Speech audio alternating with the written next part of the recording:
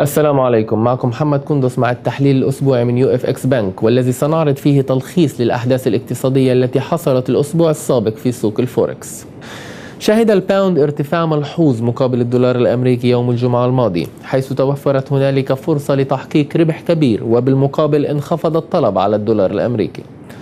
صرح رئيس بنك الاحتياطي الفيدرالي أن البنك المركزي الأمريكي سيعمل أكثر من أجل تعزيز الاقتصاد ويرفع من فرص الشراء لمزيد من العقود. أغلق الباوند دورته لدى المستوى 1.5803، وهو ما يمثل ارتفاع بنسبة 33%. توقع خبراء الاقتصاد في جي بي مورغان في الولايات المتحدة أن الناتج المحلي الإجمالي سوف يرتفع بنسبة 3% في الربع النهائي، وهو ما يمثل زيادة 2.5% عما كان عليه في السابق.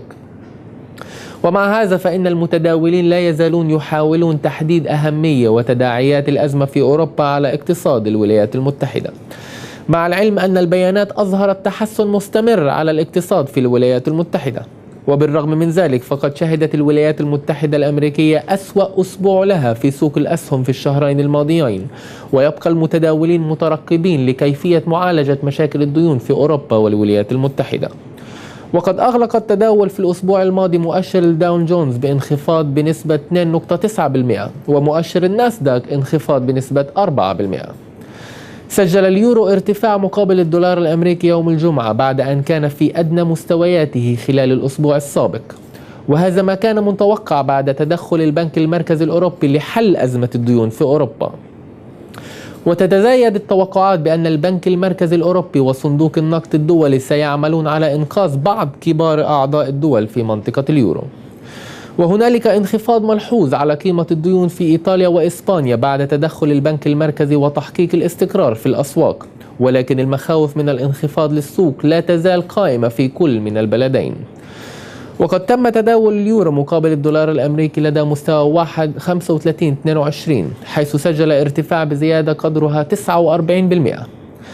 أما بما يخص السلع الأساسية فقد ارتفع سعر النفط كما وتعزز اليورو بحسب التوقعات بأن شراء السندات الإيطالية والإسبانية ستكبح ارتفاع العمولة على القروض وتقوم بالحد من إبعاد أزمة الديون في المنطقة.